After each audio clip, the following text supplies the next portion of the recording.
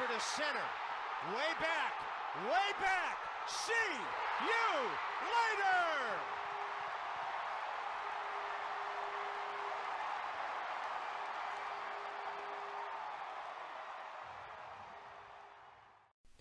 Hello, everybody, and welcome to the 12th episode of the Drive Podcast. As always, I am one of your hosts, Jared Paolo, alongside Kyle Fry. As always, Kyle, how you doing today? I'm pretty good. The Phillies won today, so things are looking Yes, up. they did.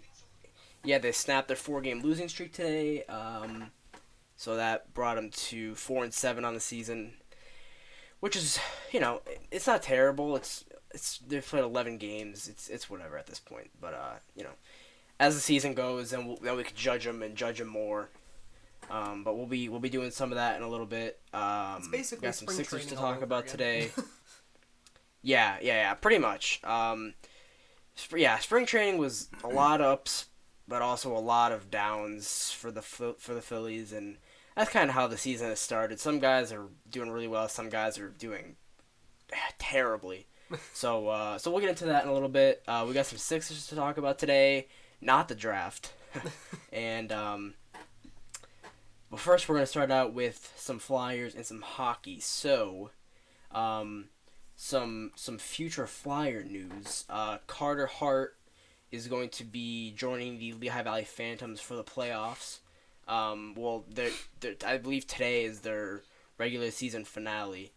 And then he will serve as Alex Lyon's backup because Anthony Solers is out 3 to 4 months with a lower body injury, but he is expected to be ready for camp. That was per, I believe, I'm pretty sure Ron Hextall, when he kind of announced that Solers was going to be out, he said he expected him to be ready. So yeah, that's exciting to get a future Flyer up already in the AHL. Yeah, absolutely, and especially one that as highly touted as him, because he has been just so amazing down in the WHL. I believe that's where he is, and he was the first goalie selected last year in last year's draft, and the fact that he's already reached the AHL and he's gonna probably maybe play some playoff games, like if Alex Lyon doesn't really perform to their expectations. Yeah, he might be in some playoff action, which is going to be huge for him going forward because obviously the Flyers' goaltending situation is a complete shit show, and we have no idea who's going to be with Neuvirth next year, if Neuvirth's even going to be back next year.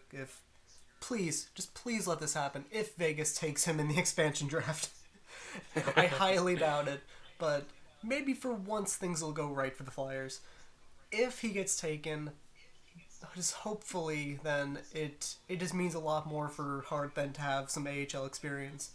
And AHL, you're just one step away from the NHL, so it's definitely just nice to see the younger prospects get closer and closer to reaching the Flyers. Yeah, and especially with how good the Phantoms are kind of touted to be, like they should at least make a pretty deep, I wouldn't say pretty deep, but like at least a solid playoff run. I expect them to win a series. That's... Yeah, there's some good. They're in the same conference as the Wilkes-Barre Scranton Penguins, so they'll be playing them. I'm not sure what seed they are. Like, I'm not sure what the seedings are. But I do know the Wilkes-Barre Scranton Penguins are good. I know they clinched home ice in the first round, so at the very least, yes, they did are do that. second seed right now. Yeah, they did do that. So they're second seed. The Phantoms are, or the Penguins are the top seed. Okay, the Penguins. Okay, so the Penguins are the top seed. Lehigh Valley is the second. So they wouldn't face the Wilkes-Barre Scranton Penguins until the conference finals. Most likely, yeah.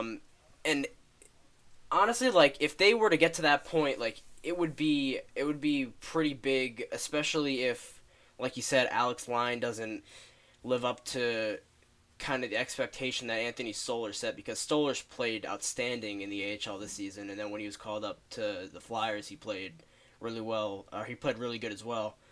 And so if Carter Hart does make it into a few games, not necessarily every game, he's not going to get in every game. That's just not reasonable. Yeah. He's 18 or 19 years old, and he's already at the closest level to the NHL other than the NHL. So it'll show if he does get into games how he deals with a big moment. Because even though it isn't the NHL, it's still the closest thing to it, like I said, and it'll definitely prove if he's kind of matured and shown and kind of just like developed as we all expect a really good goalie like him to do. Yeah, absolutely. And it's going to be interesting to see what he can do. I mean, I doubt that he's going to even get in any games just because it's not exactly ideal to switch goalies around during a playoff run and in the playoffs. But if worse comes to worse and Lyon isn't performing, Hart getting that type of experience is going to be huge going into next season. He's already tearing up the CHL, so he's not. I still think that he's pretty far away just because it's a goalie and you can't rush them. Whatever you do, just don't rush goalies. And Hexy knows that. Like, he's not gonna put him in there like next season and be like, nope, you're gonna be the starting goaltender. That's not. He's not that type of GM. Yeah, no. And I don't think any GM Like, is dumb enough to do that. Yeah, like in hockey, you could kind of rush. I wouldn't say rush, but you could kind of afford to put 18, 19-year-old forwards and D-men up. Like, look, like you have all these 18, 19, 20-year-old forwards and D-men across the entire league right now, and they're all performing. Like, they're all performing really well. Connor McDavid, Austin Matthews, Ivan Provorov, Konechny, all these guys from Toronto. Basically, like, every team, or most teams, has at least that, like, one guy who's, like, 20 years old or below, who's just, like, having a great start to his career. And, like, but you can't do that with goalies. Because, well, generally, like, goalies are one of the bigger, if not the biggest person on the team. And Hart is 18, 19 years old, and he's not fully matured yet. Like, he's not even fully grown yet. He's probably going to grow more, a little bit. Not too much, don't get me wrong. He's not going to grow another half foot. But he's definitely going to have to fill into his frame a bit more. So he's still probably, like Kyle said, a few years away. He has played 3 full years in the WHL. So he's already gotten that experience. But still, like you said, you can't rush goalies in the NHL, especially when they're, like, you know, big-bodied guys, generally speaking. And Carter Hart is... I mean, if you look at Carter Hart, he's not necessarily the biggest of people. And so he'll definitely need more time to fill in his frame, and it'll just benefit him more to keep him out of the NHL for a few more years. Yep, and again, like, I can't see Hextall rushing him in any way because he's been so reluctant to even rush any of the forwards and defensemen that we have.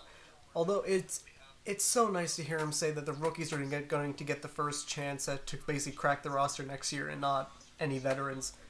I think he saw what happened in Toronto with basically their entire team being rookies and was like, maybe I'll try that out.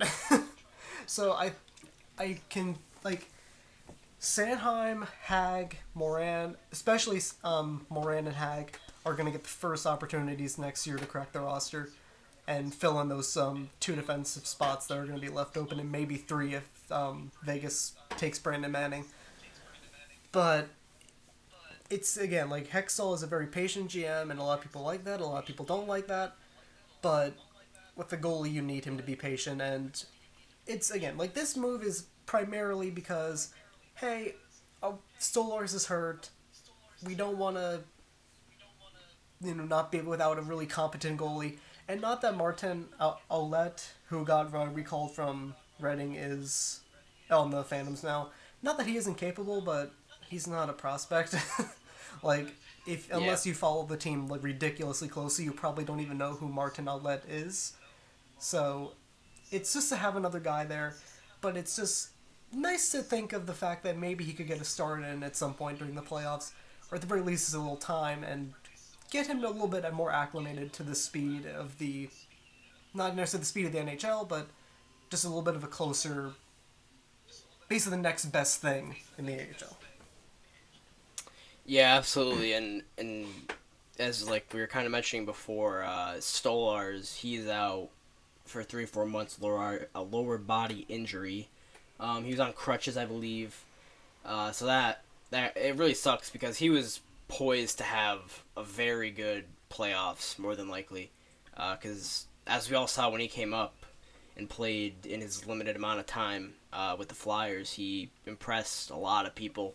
One being Ron Hextall, GM, who was a former goalie for the Flyers, former really good goalie, and so he that he is complimenting Stolar's play after just a very small sample size in the NHL is really, really promising. And it really does suck that he's gonna have to sit out for the next few months with that lower body injury. But to kind of move from the prospects, future Flyers, to the actual team, there was an article posted a few days ago. I would say an article, but then there have also been some supporters of this, who are making the case to strip Claude Giroux of the captain stature on the Flyers. So, Kyle, I'd like to obviously get your take on this because I know that you are heavily, heavily against this. So what do you think about how the case has been brought up, and how do you disagree with it? I like what you said there, like about how the case has been brought up, because that's one of the main issues that I have with this whole argument and how people are going about this. The team sucks. Okay? Let's get that clear. This team this year, they sucked. We have said it the entire podcast. After the top six, there's like essentially no talent. And granted, that was addressed with the move to get Filppula. That was nice. I don't care. There's nothing else there. There's Chris Vandevelde, there's Pierre-Edouard Bellemare, and there's just trash on the fourth and third lines, for the most part. And I hate saying that because like Matt Reed is usually on the third line, and Coots is now basically on the third line because Coots has to carry Dale Weiss's freaking corpse around. And he's actually made him respectable, but I don't want those two paired on the line next year at all, and I'm going to be extremely pissed if that happens. But it's Dave Haxtell, so it probably will happen. Anyway, quit using bad leadership to make the excuse that the team sucks. Like, make the excuse for the team. That's not a viable excuse for a team that employs Pierre-Edouard Bellemare and gave Pierre-Edouard Bellemare a contract extension worth over $1 million for 2 years. And gave him the A.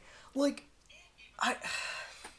we said this in the episode after Bellemare got the A, that it's fine when it's a guy like Max Talbot. Talbot performed in that role. Talbot scored like 30 points for the Flyers in one season, which granted, that was a fluke and that was never going to happen again. But still, he scored 30 points in a freaking season. He was a fourth liner. Talbot had been a guy who had gotten the game-winning goals. Yeah, the game-winning goal when the Penguins won the Cup. This isn't some scrub. Bellemare is just some guy that they put in to fill the roster for Berube's first year here. And he was, he's decent. Okay, he's decent in that fourth line role.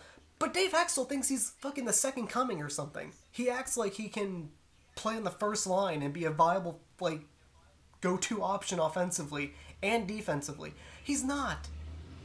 And, oh my god. Claude Giroux is not a bad captain. And in the article, and I don't usually like to do this, I don't like to trash other people's blogs or whatever, what they write, just because, it's their opinion, they can write whatever the hell they want. But, when you and this is the thing, they made a post, I forget when the Giroux thing was made, I think it was 2 days ago, and then the thing I'm going to talk about next was the next day, but they made the post about Giroux. The very next day, they come out with a post defending Bellemare, Vandevelde, and McDonald. Bold strategy, Cotton. What are you doing? Yeah. Yeah, that's almost as if, because I'm pretty sure, I'm not sure, I think it was a different place, or a different site or blog or whatever it was, that came out and defended Dave Haxtell, but, Like it might have even been this blog though, which yeah, there was a few of them. There was a few because I forget if it was the same, like you said, if it was the same site or if it was a different one. But I know that there were defenses of, like you said, Vandevelde, Belmar, McDonald, fucking Hackstall, like all these guys who, like, they didn't perform. Hackstall was made more questionable decisions as a coach than I've seen in my life on any sport at any level. And you have guys, I mean, like they could say whatever they want, like you said, it's their site, it's their blog, it's their opinion. They could write it, and you have to respect it, I guess. But in a sense, it's like, well, if you're spewing nonsense about guys who are clearly underperforming and guys who are clearly not part of the team, and spewing nonsense about the coach of the team who clearly did not make smart personnel decisions across the board for the entire season, then you have to question the integrity, I guess, and the intellectual ability of these people. But yeah, that's what I was gonna say. There's the knowledge of these people, and I know we keep getting off track of the whole Giroux thing, but in the Belmar, Vandevelde, McDonald thing, they're saying like, oh, these people use Corsi, like acting like Corsi is like some fake news bullshit. Like, no, it's facts. Like this is things that very smart people use to determine if a hockey player is, better than what the regular stats say. Like, it's not bullshit. We're not trying to fake you out with Corsi. Corsi is a thing, and it's a measurable thing, and it's something that you can fairly easily track during a game. It just takes a little bit more work. But, as this blog has shown, they don't like to do actual work. They just like to spew Tim Panaccio, cliche bullshit. Because, of course, who do they want to become the new captain? Let's see, Pierre-Edouard Bellemare and Wayne Simmonds. Okay, Wayne Simmonds, I get it. But the only reason that they want Simmonds to be the captain is what? What distinguishes Wayne Simmonds from Claude Giroux? The fighting. That's it.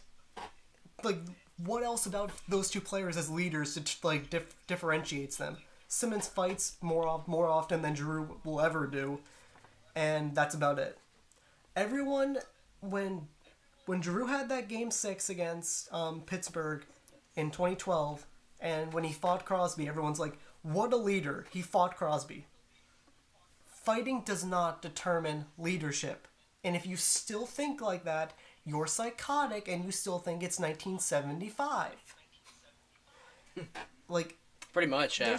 Like, fighting, the only thing fighting really proves is that, like, you're willing to lay your own body on the line for either a hit that was brought upon you or a teammate. And while that is, it's leadership in a way. It is. I'm not saying that it's like, it's not like, don't get me wrong, it's not like this crazy, like proving of leadership, but it's just showing that you're willing to lay your body out on the line for teammates. And honestly, like, if you're a professional athlete and you're not willing to do that, then you shouldn't be a professional athlete. Exactly, like, that's just a common thing that should be expected of an athlete who plays for a team. Like, I want every single player to put their body on the line for my team. But that doesn't determine captaincy. That doesn't determine anything. And honestly, who cares if who the captain is? The Toronto Maple Leafs are in the playoffs this year without a captain. It's working damn well for them. Yeah. Like, who cares? Yeah. It does not matter. But Philadelphia has this obsession with, oh, we need so-and-so to be captain. We need Mr. Rough and Tough Lunch Pail Philadelphia man to be the fucking captain.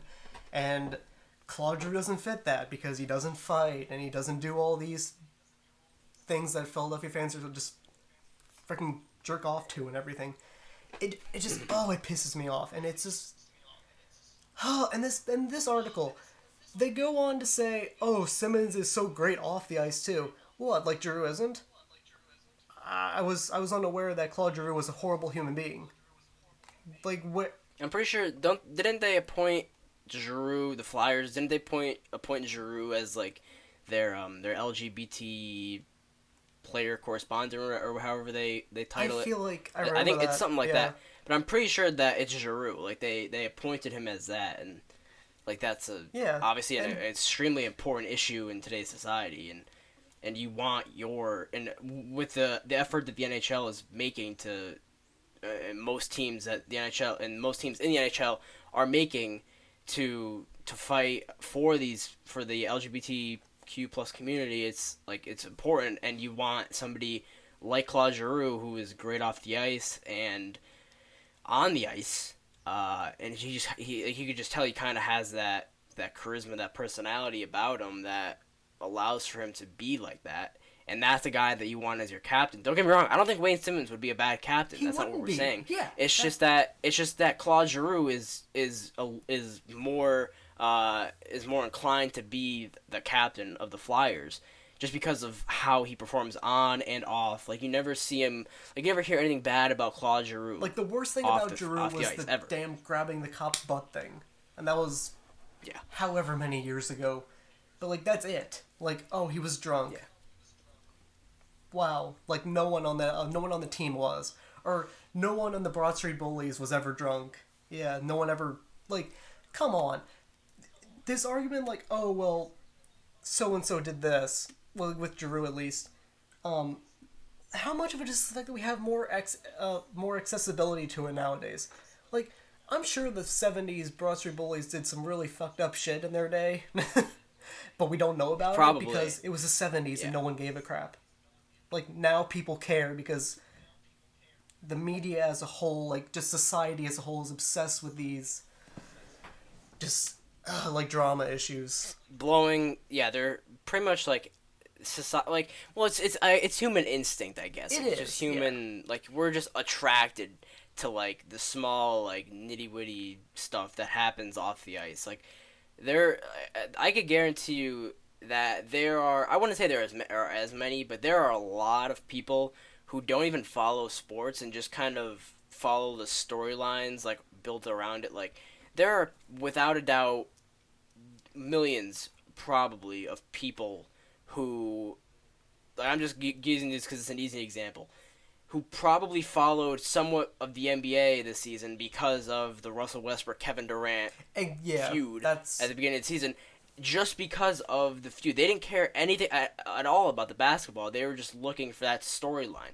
And, like, the media blows everything out of proportion these days. And, like, ESPN and Fox and all these different CBS Sports, all these different places and outlets, that's all they report on for days on end. And it just gets repeated and repeated and repeated. And by a few days or weeks' time, it's just blown out of proportion.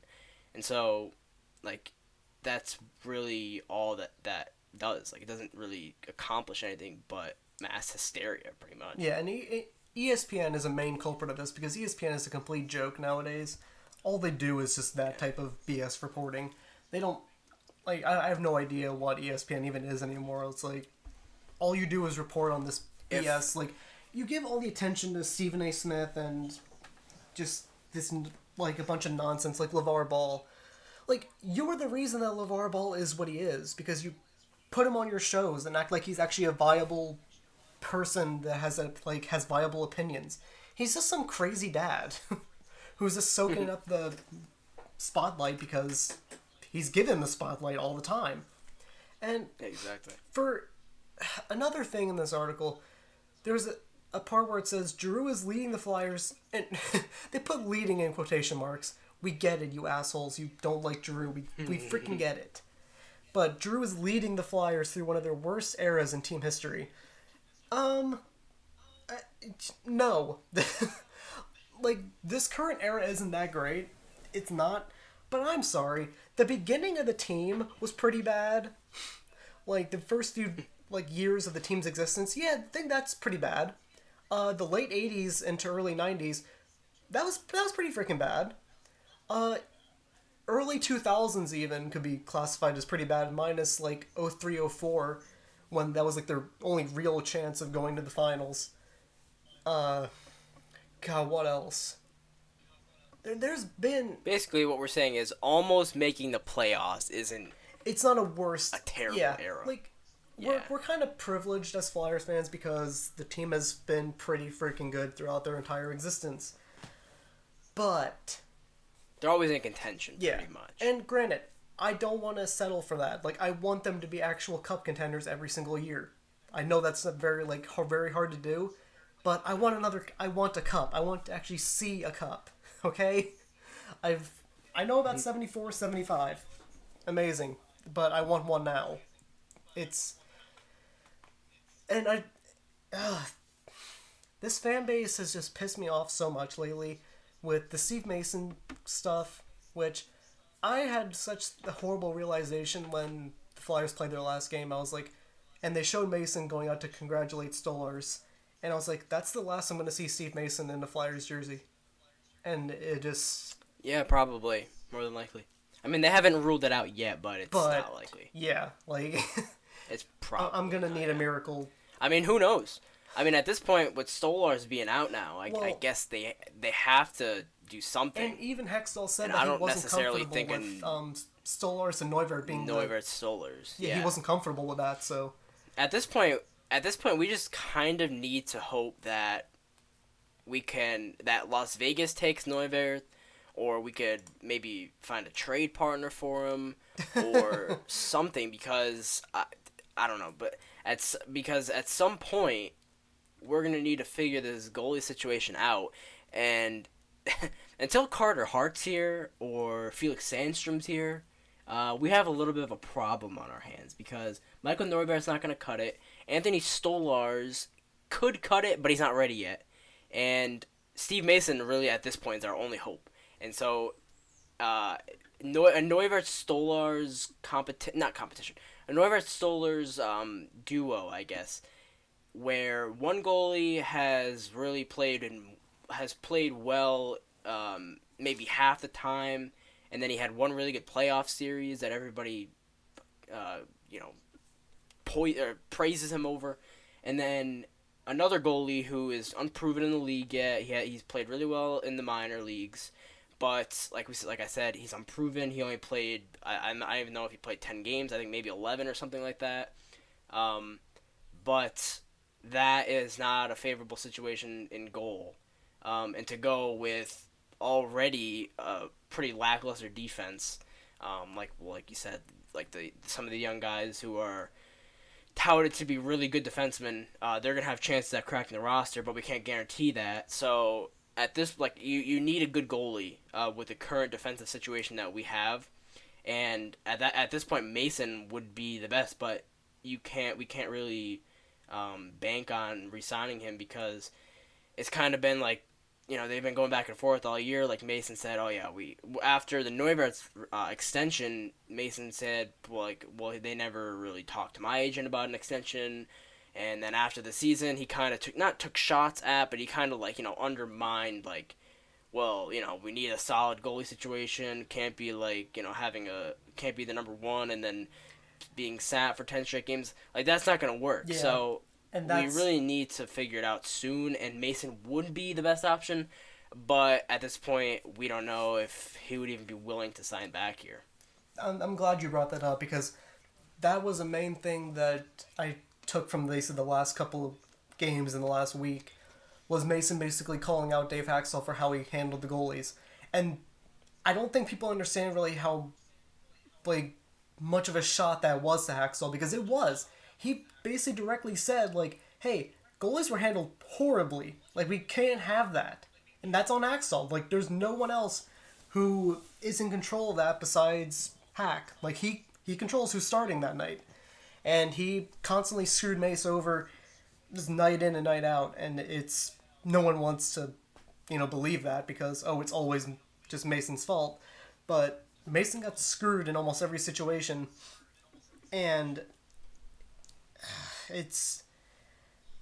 Stolarz is projected to be good, but if you go into next season with the Neuvirth-Stolarz tandem, you have one of two things happening. Neuvirth either does really well, and Stolarz is pretty decent as a backup. That's good. That's probably the best case scenario. But what is the more likely thing is Neuvirth plays like he did the past year, and Stolarz has to carry the load, which he's not going to be able to do, or at the very least, he's not going to be able to do it for a full season. So you're heading into next... Like, that's why I think Hextall is so leery of going into the season with those two.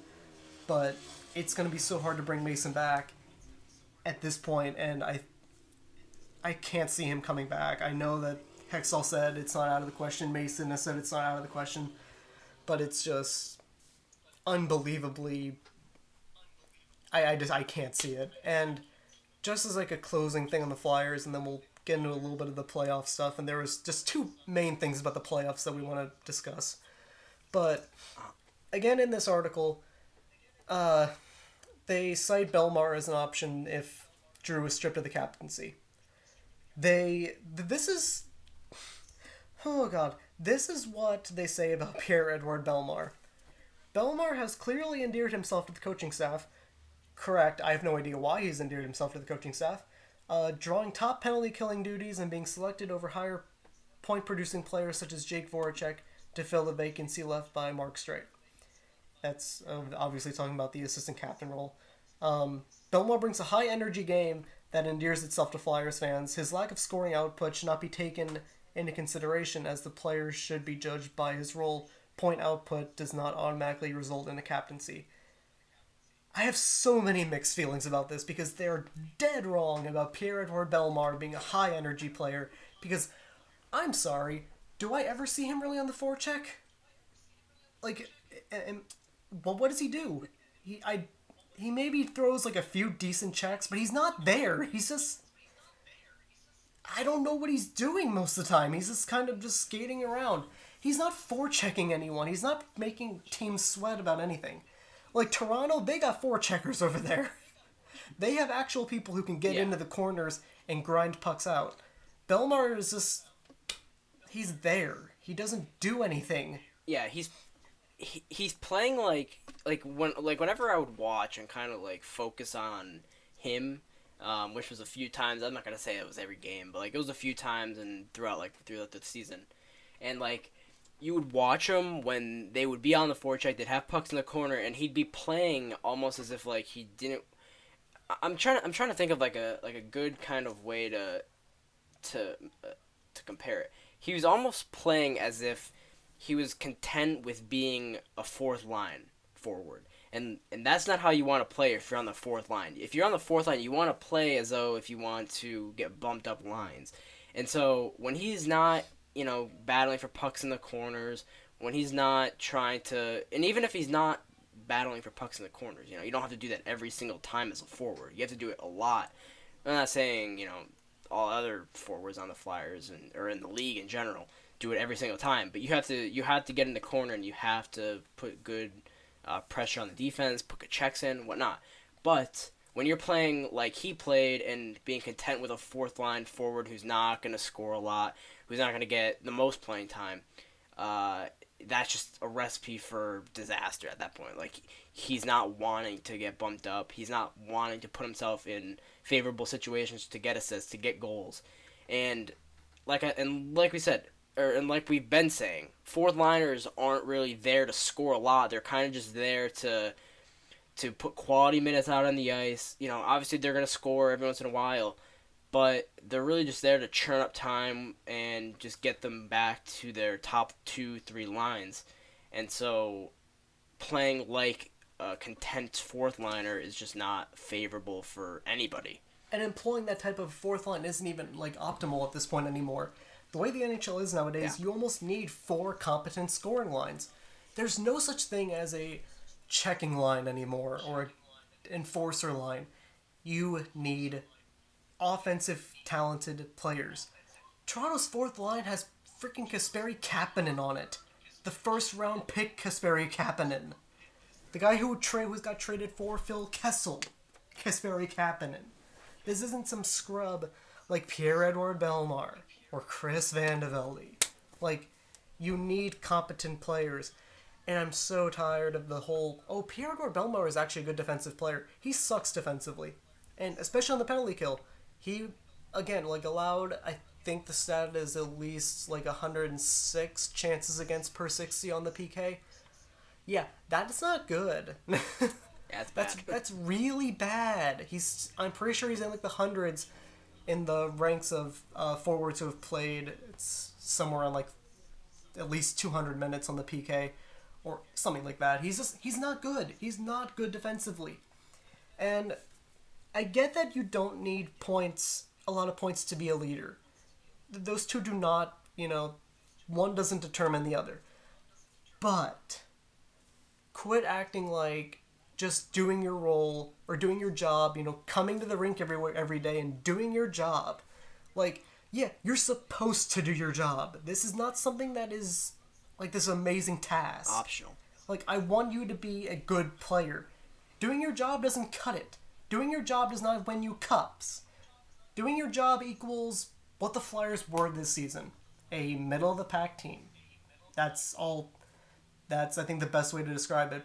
Players like Belmar, who are used the way they were by Haxtell this year, equals middle-of-the-pack, not really contending for cups.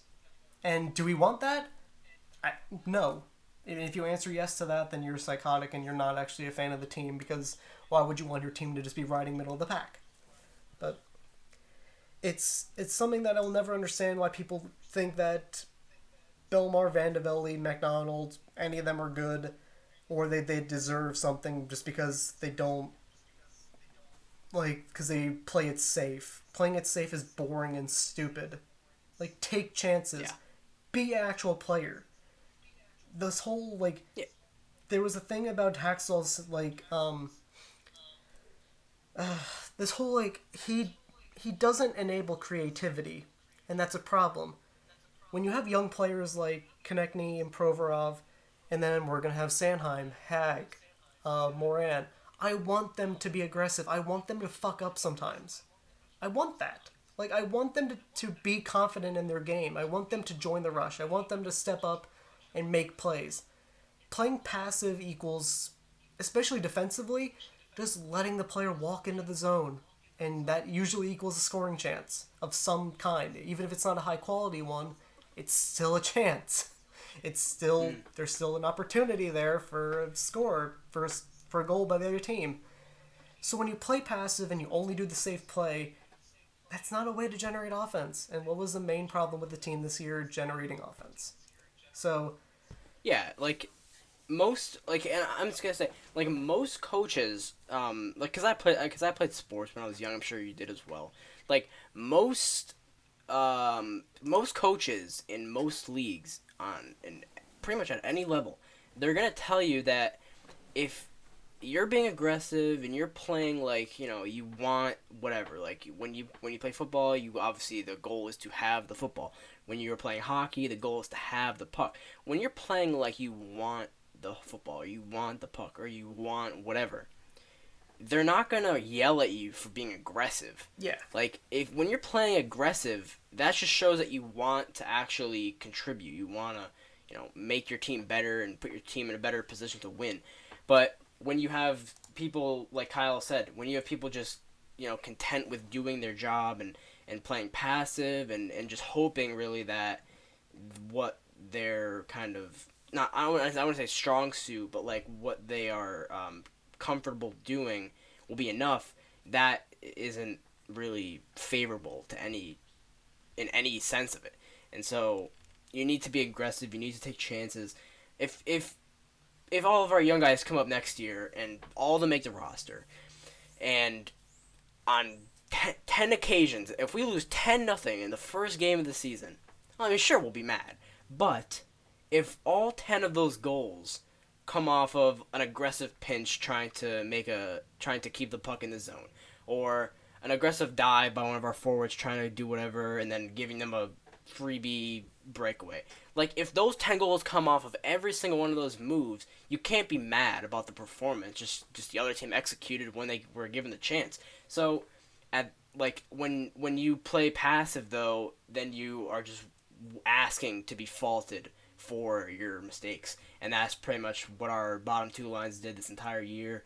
Now, I wouldn't say all of or most of, but some of our defensemen did that, and it just wasn't a favorable chance, or it wasn't a favorable situation all around. When you play passive, there's always the argument that you could have done more, and that's the moral of it. Yeah. Yeah, just to get away from all that, the NHL playoffs have started. Last night there were two egregious penalties that actually I don't even know if they were even called. I have no idea if they were even called as penalties. But the one was at the end of the game, so that one wasn't called as a penalty, and then the other one was during the game, and I don't think it was called a penalty because it's the playoffs. The ref was standing right there, and his hand didn't go up unless the other ref called it. I don't think it was a penalty. The other one. Yeah, the GIF I'm watching does not. I don't think the ref. Yeah, he's literally staring right at it, and he doesn't call anything. Yeah. Which is so pretty much yeah, which is terrible. But the things that we're talking about, the plays, I'm sure most of you hockey fans or hockey people have seen this, but there were two hits, as Kyle said, last night in the playoffs, Friday night. So Matt Calvert of the Blue Jackets, he cross-checked Tom Kuhnhackl of the Penguins, and that came right at the end of the game. And he has been suspended for a game. I called that. I literally called that it would be a game. Yeah, player safety tweeted half hour ago saying that he was suspended for a game. So if you haven't seen that GIF or video or whatever, I'll put it in the YouTube video. It's everywhere. It's basically what happened was it was at the end of the game. Calvert was just skating towards Kuhnhackl, and he cross-checked him, and then which broke Calvert's stick, because he cross-checked him so hard. And then as Kuhnhackl kind of like went down a little bit, he had just like speared his head, basically. So that was the thing. So he got suspended a game. Not enough, but it's the playoffs, so everything goes in the playoffs. Ruin everything. So, and then the other hit was Zach Kassian from the Oilers. He targeted Brendan Dillon. And that one was right in front of the ref, like we were mentioning before. No, it's and literally that right penalty in front. was not called. Yeah. That penalty wasn't called. That one's a little bit more debatable, as though if it was or was not a penalty or worthy of a suspension, just because you could kind of make the argument that he didn't leave his feet to make the hit, but still he went at the head anyway. Yeah, like the Kassian hit is only debatable because it's not like, if you are new to hockey, the Calvert thing is obvious. Like, yeah, that should be a penalty, right? But the Kassian thing is more like you need a bit more understanding of hockey to be like, yeah, you can't do that. But Kassian did it, and because it's the NHL playoffs, playoff hockey is so much better than regular season hockey because the refs let everything go in the playoffs. But this should not be let go. Again, like, it's going to be in the YouTube video, but Kassian directly targets the head. And I see a lot of people saying, well, Dillon bends down. He leans his head down. Fine. However, the whole time you can see Kassian is aiming for his head, and at the last second he literally straightens up. He literally puts his body in a better position to hit his head. So no, it's not debatable. And it's clear as day that that should be a penalty and should be suspendable. But hockey fans they think, oh, well, it's a playoff, so we gotta just, let them play. They can't play if they're brain dead. Like, I don't get it. You can't just ignore safety because it's the playoffs. It still matters. And the most disgraceful thing about all this, the Oilers still have the tweet up that has the gif of the that is like it's no surprise coming from the Oilers because they also stole the Flyers playoff slogan, the Orange Crush thing, which started in 2004 during the Tampa series, the Eastern Conference Finals. Thanks Oilers, go fuck off. Your orange wasn't even your main color until this year or last year, so just get out of here. No one cares. The only reason you even are relevant right now is because of McDavid. You literally sucked in every single draft until you got McDavid, and it was the Ben Simmons thing. Anyone could have picked Connor McDavid, so screw off with that. But just 2 egregious penalties, hits, everything. And I think the worst thing about the Calvert hit was the fact that he just went right after his head then. Like, the cross-check wasn't even the worst part of that. It was the fact that he just went up and was like, you know what, let me just Nyquist your head. And just be like, nope. Pretty much, yeah. Like, a lot of people weren't even realizing that. Yeah, I didn't he, either. like, went at the head. Because, like, everybody kind of was like, holy, like, that was, like, a really, heavy cross-check. Like, the stick broke and everything. But then, like, he just went at his head after, so. Yeah.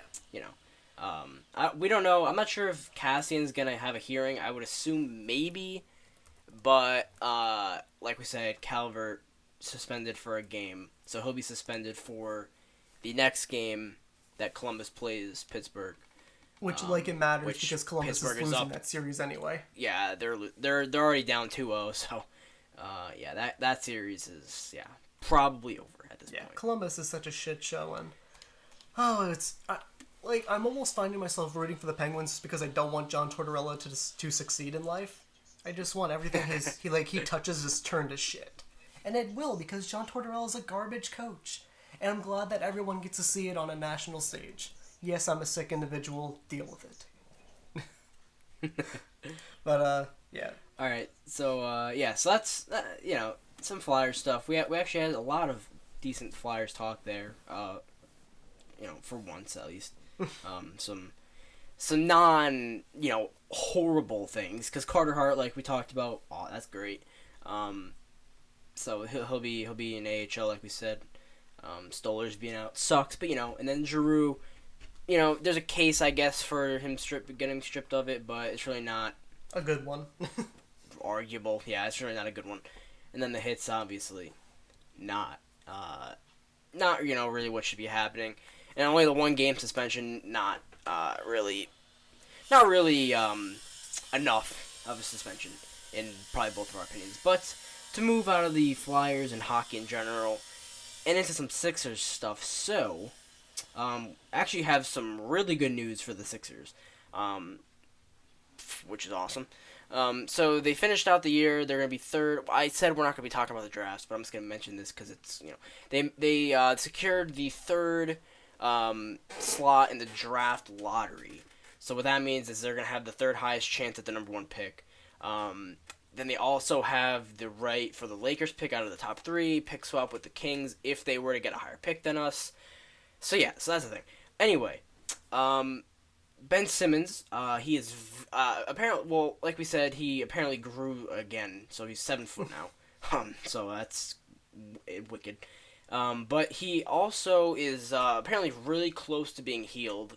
He just needs some more, training and rehab on his foot.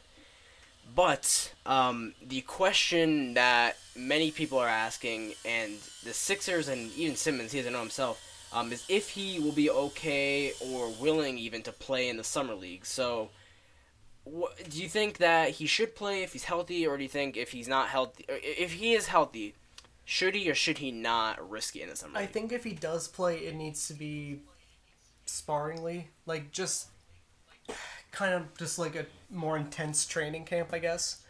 Just because I just don't want him to get hurt again in that. And so, yes, I want him to play, but I just don't think that he should be playing high minutes, is basically just the gist of it. I know it's important for him to, test it out and make sure that it's going to be okay to play, real minutes in the NBA. But at the same time, it's just a part of me that's just I just want to see him play an NBA game. I'm at the point where I just want to see it, and then we can go from there. But I just want him to get out on the court because it's the Embiid thing where it's we waited so long to see him play. I don't want the same thing to happen to Simmons. I just want to see him in the NBA. I want to see Embiid get a lob from Simmons and have the Wells Fargo Center just blow up in excitement because it's going to be amazing when that happens. Yeah, that's gonna be that'll be the moment where it's the process has officially arrived and concluded. Yes, yeah, that's actually a good point. Yeah. So I'm kind of on yours, the same thing. If he's healthy, I kind of want to see him just a little bit, like you said, a little bit more of a. That's basically all the Summer League is. Yeah. you're not going to get all these stars playing in it. It never happens. But Ben Simmons, if he is healthy, I'd like to see a little bit of him. Limited minutes for sure. I think he's going to play next season with, I wouldn't say maybe Joel Embiid type limited minutes, but he's definitely going to play with limited minutes next year. He'll probably start around where JoJo kind of started out this year. But then by the end of the season, he'll probably either have no minute limit or be in the mid-30s minute limit, which is probably what he'd be playing anyways. So, mid to low 30s minute limit, I'd say.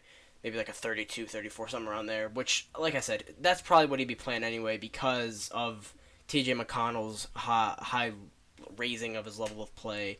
So we know we have a competent backup point guard in TJ McConnell, and just the rest of the team would be capable of kind of filling the gap in its place. But some other good news for the Sixers. Jesus.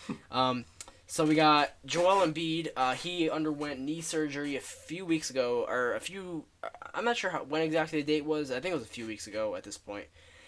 But he spoke about it for the first time publicly, and the injury was not as bad as originally thought. So when they originally diagnosed him, and when they did the MRI pre-surgery, it looked as though he had a fully torn meniscus, which is kind of what we all thought.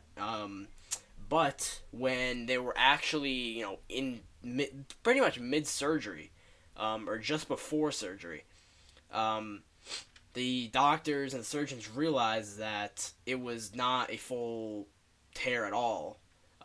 It was actually just a minor tear, really. And so that's going to mean a lot less time for him to have to recover, which is huge. Because originally he would, post-surgery, it was a 6-month recovery time, and we all know how careful the Sixers are with their injuries. So, AKA, that would mean all of next year he'd probably be out again. But that's really good that it's minor because he should be ready for the start of the season. We're not sure if he's gonna, play at the beginning of the season just because, like we said, the Sixers are really careful with their injuries, and so hopefully, he'll be able to, get good for the beginning of the year. Yeah, definitely. And I like how the whole progression of this has gone from there's no tear in the meniscus, there's a small tear in the meniscus, there's a large tear in the meniscus, back to there's a minor one. Sixers med staff, could you please get a handle on your job? Like, what are you doing with your life? Yeah, really. But yeah, it's good to see that that's not as bad as what we most recently have thought it was. But yeah, it is really good. Yeah, it's a really good thing to see, and again, I hope just that everyone can just stay healthy, just not have anything else go wrong. We can get Markelle Fultz in the draft, and Malik Monk, or whoever. Malik Monk. Yeah, and we can just have a really great opener where we hopefully maybe play the Cavs or something, and we can just blow them out on national TV with Simmons having 17 assists and 30 points and shit, and Embiid having a triple double. It would be something that, everybody would be like, who is this 7-foot point guard just dishing out assists to a 7'2" big man with a Croatian or whatever nationality Dario is, just balling out from threes and mid range, and then we'll have we got Sauce just banging threes. We got Rocco, we got Holmes. We're not gonna hopefully we don't have Joel Okafor. That would be amazing. Please no. But then I said before, TJ McConnell, he'll be in there. Plus, like Kyle said, the draft picks, Markelle Fultz, possibly, I don't know, Lonzo, maybe a long shot.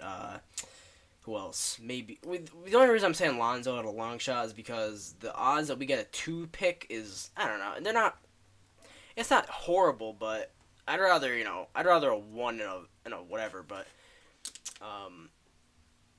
and then, we're with other guys, Josh Jackson and Malik Monk and all these other, capable college players who are going to be in the draft. So hopefully we can get our hands on a few of those guys. If not, that'll suck. But yeah, next year should be contenders for the playoffs as long as, half the team doesn't get injured. As is tradition with the Sixers. Yeah, but it's future looking bright for the Sixers. We've known this since Sam Hinkie left, sadly. Yeah. But at least it's bright. It's bright. Yes, the Sixers will stand again. They will get back to their AI days in just better than short time. Better than the AI days. That's really all for the Sixers. Just some good news to kind of ponder about for next year. But to move to our final team, as usual, the Phillies, and so basically they have had a roller coaster of a ride this year. So as we recapped the games last week, so you can go listen to that if you would like. But also the day that we recorded, which was last Friday, they kind of set a record the next day. So they scored 12 first-inning runs on April 8th, which was that Saturday, against the Nationals. They beat them 17-3. And, yeah, so that was a fun game to watch. They had to do it after we recorded. For obvious reasons. And then April the 9th, which was the series finale against the Nationals, they beat them 4-3, which was awesome because we took the series against the Nats, and then the Mets thing happened. We kind of got swept. Not much to talk about there. Other than Clay Buchholz sucks. And I got to talk about Stassi. Yeah. Yes. Yeah. Kyle was at the one game, and whatever. And then, so we got swept by the Mets, which sucks, obviously. Clay Buchholz, he left the game after very small amount of innings, and he went. He's not. I'm not gonna say when. He is probably going to go on the DL, with an injury, and he was starting. So yeah, he's like we said, he started against the Mets, and that was the game. I believe. I'm not sure what the score of that game was. It was 14-4, but they lost. That was the 14-4 game. Okay, I was there because Adam Morgan pitched in that game too. Oh yeah, that's right. That was the game you're at. So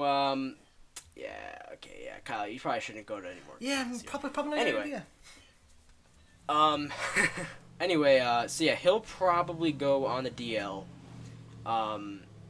But what is pretty good is that Zach Eflin. So Zach Eflin made his season debut in Single A, with Clearwater, I believe, and then he pitched well, and then he came up to Triple A for Lehigh Valley, pitched really well. I think he shut out. I forget how many innings he went. I want to say 5, maybe 6. He gave up a few hits, no runs, whatever. So, but that was on the same day that Buchholz got shelled and went down with injury. So, more than likely, Zach Eflin's going to get called up for the next game. We'll probably, at the time that this goes up, he might have already been called up, but we don't know at this current moment in time. So hopefully Zach Eflin gets called up because I want to see how he looks healthy, because he wasn't healthy at all last year and he didn't look horrendous. So that'll be fun. Yeah, definitely. If Eflin can stay healthy and put together what he did in his few starts last year. I mean, he had 2 complete games last year.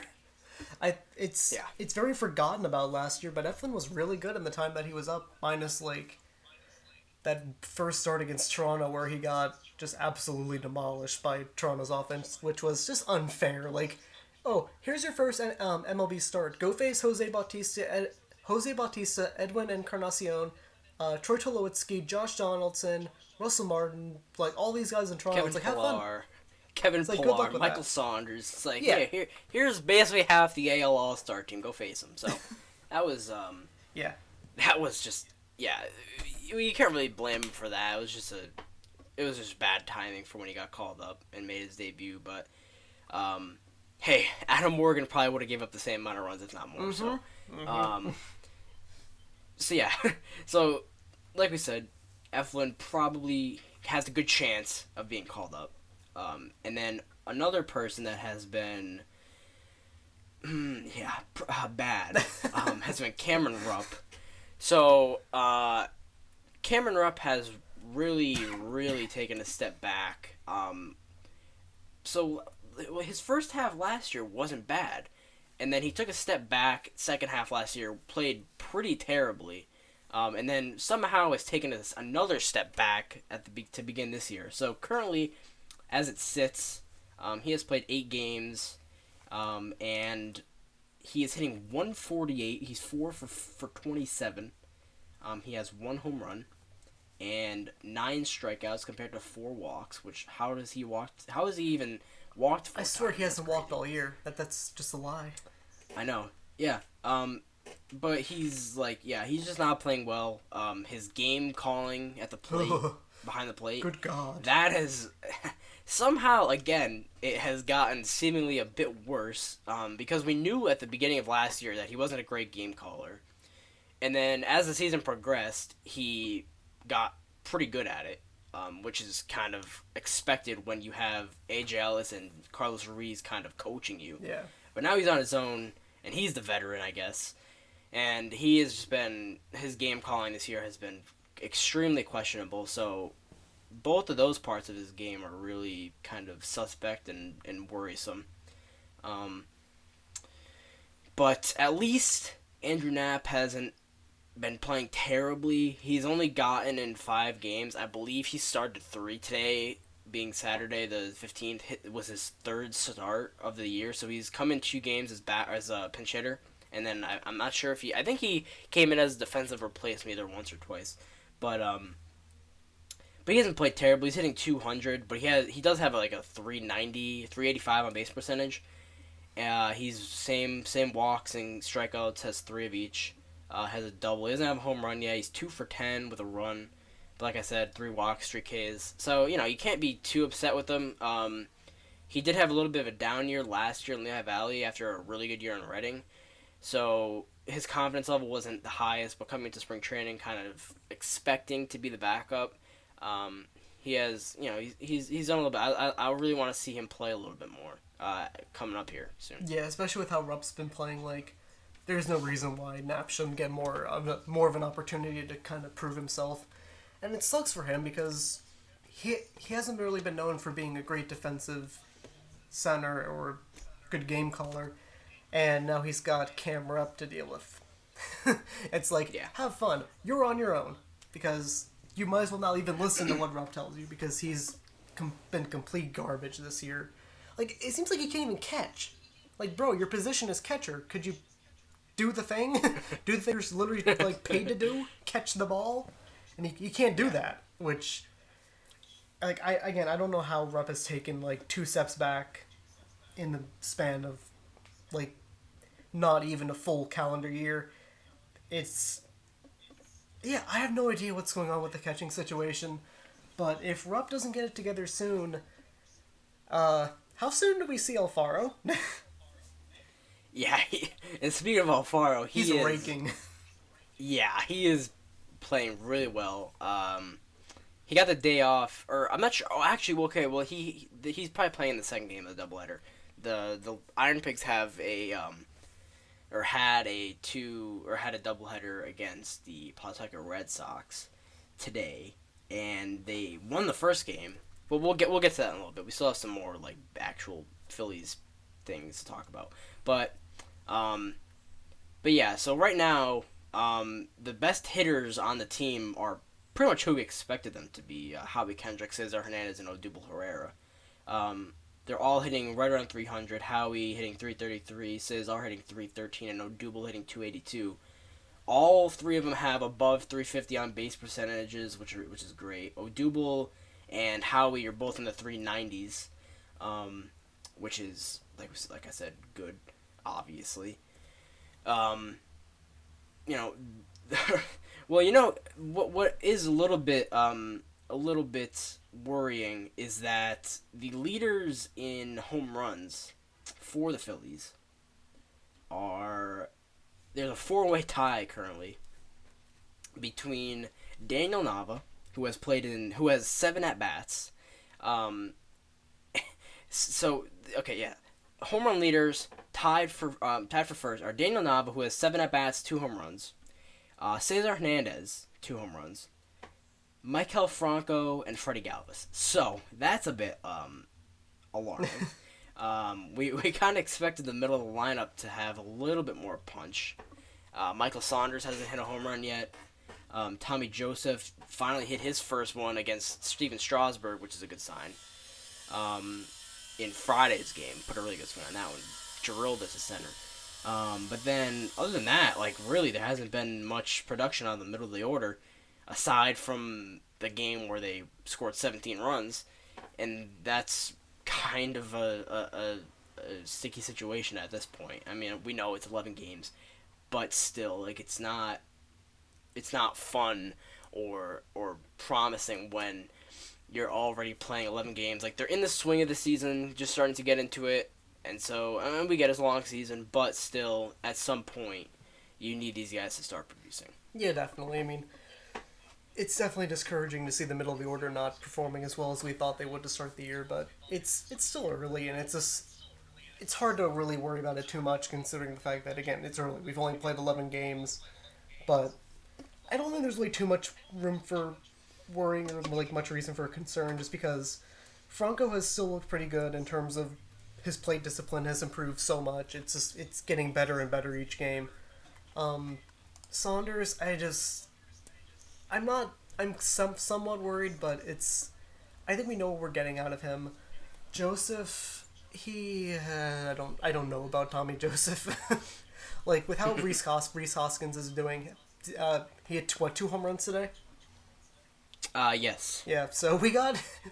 Tommy might want to get his shit together before Hoskins takes his job, because I don't think this is a year where they're going to be content with, waiting for people to get better. Like, no, we kind of want to see some real improvement, pretty soon. So, yeah, I'm not saying that it's, time to freak out and call up every single rookie, but it's definitely time to just pay a little bit more attention to what's going on. Yeah, definitely. And to lead us into a little bit better Phillies news, because the big league club surely isn't bringing much.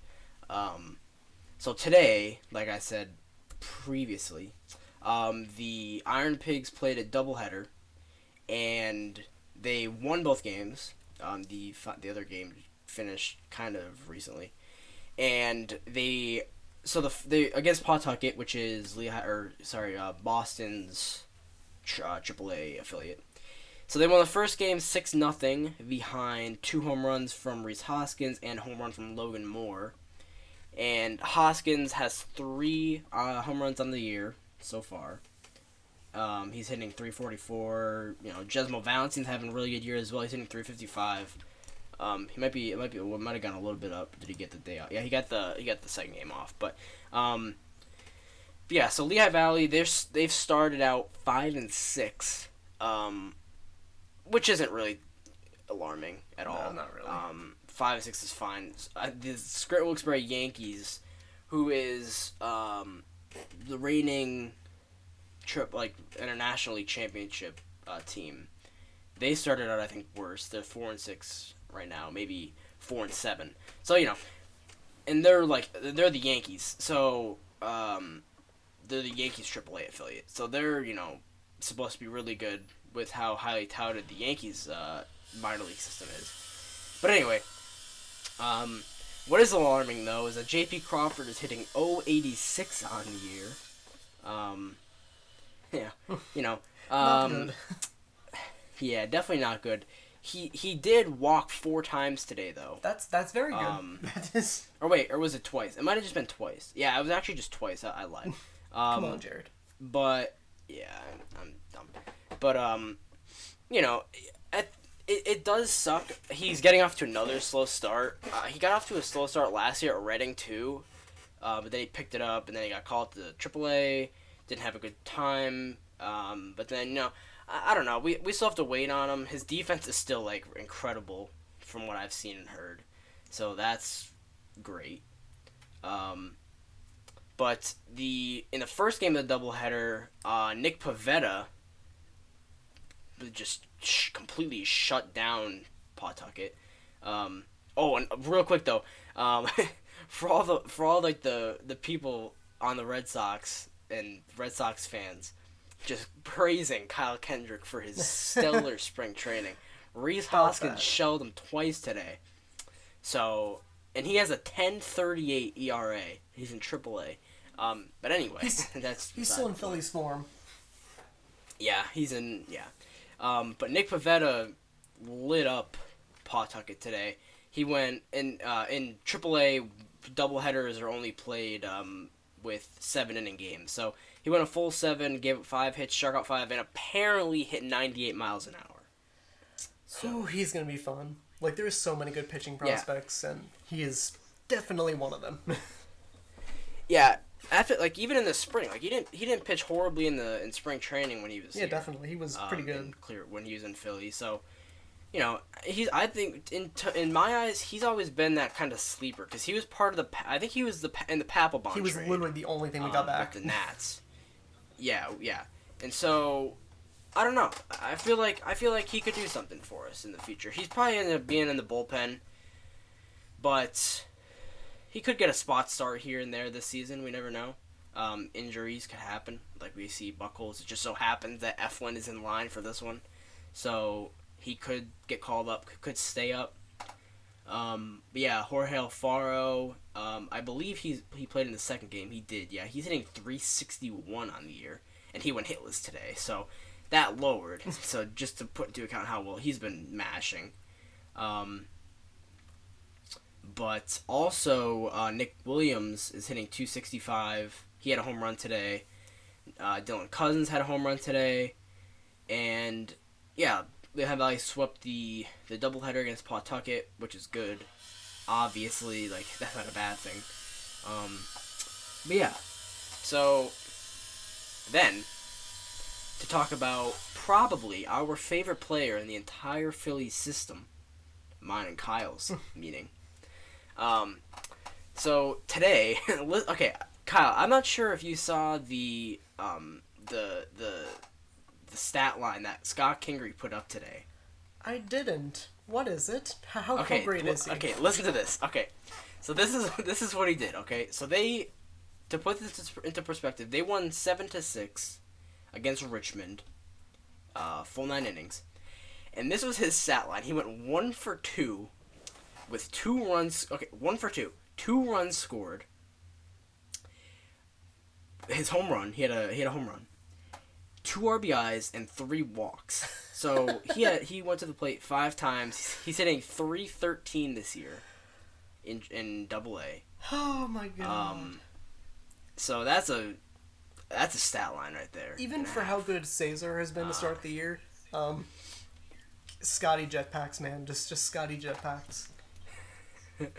Actually, they are hitting the exact same average. Oh, They're yeah, both that's hitting right. .313. Yeah.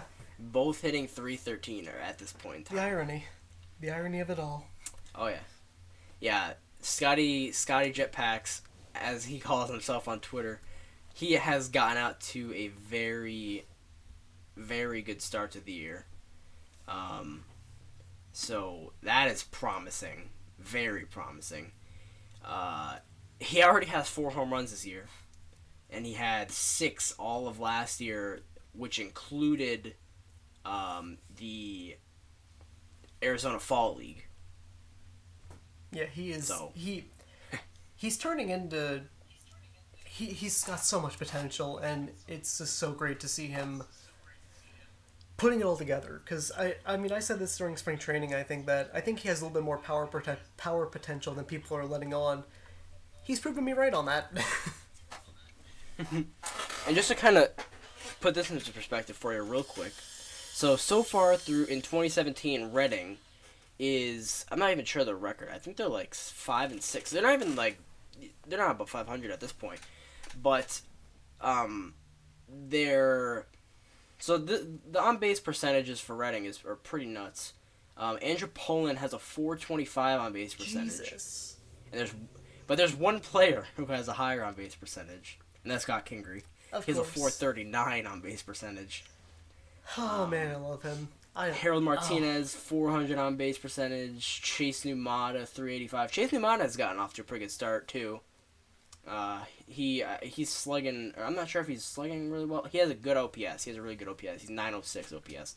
Does have 2 errors though, so that kind of sucks. But yeah, so the minor leaguers, they are inducing some excitement in the Phillies organization, and it's fun. It is so much fun, and knowing that the team really isn't that bad this year, and then the fact that the minor leagues are so stacked, and that in the next 2 years, basically, a lot of these guys are going to be up.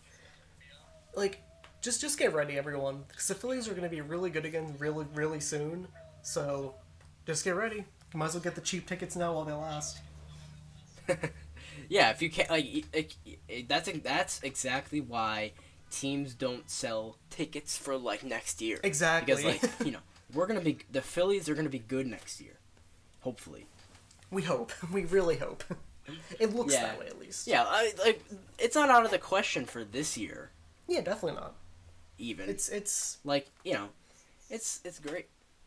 It's the Phillies are the best team in Philadelphia.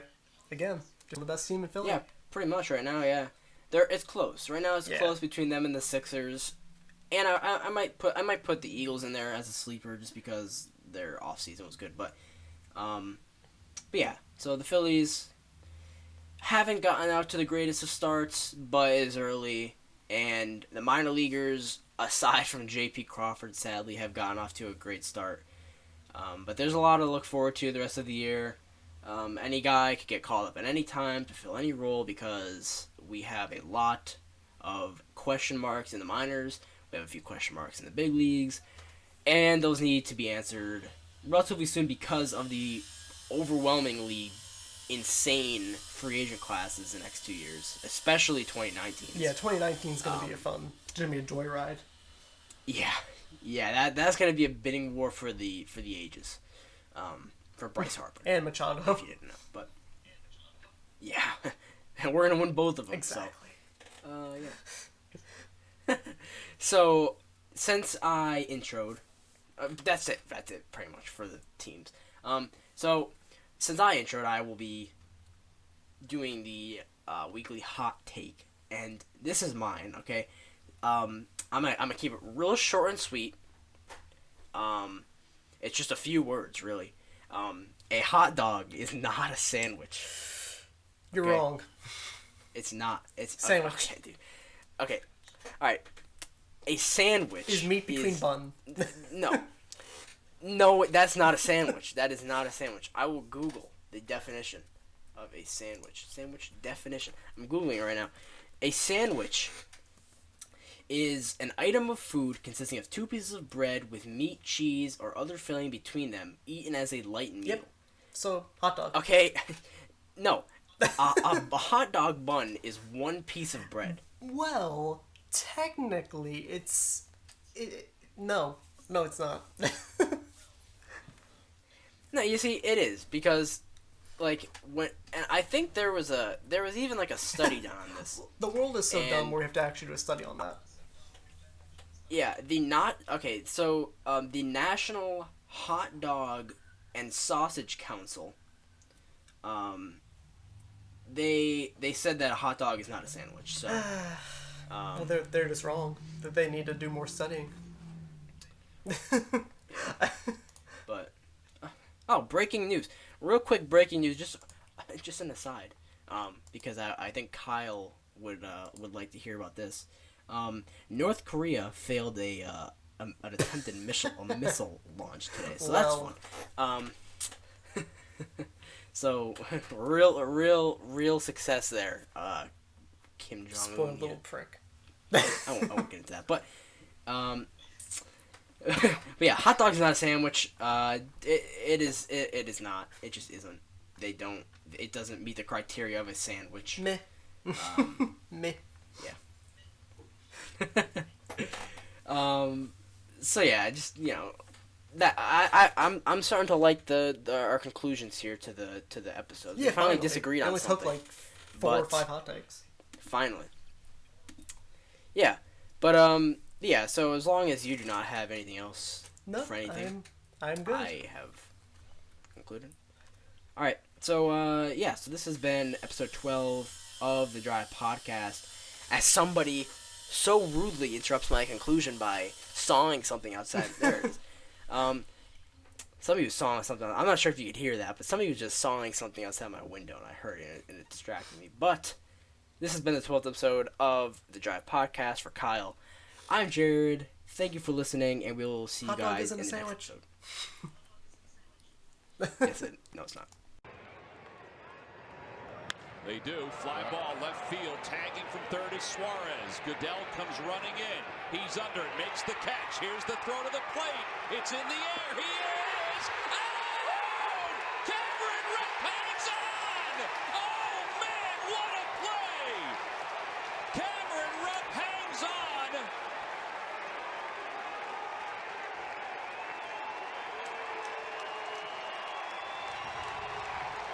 Wow. Everybody to their feet. What a play by Cameron Rupp. The throw took him into the base.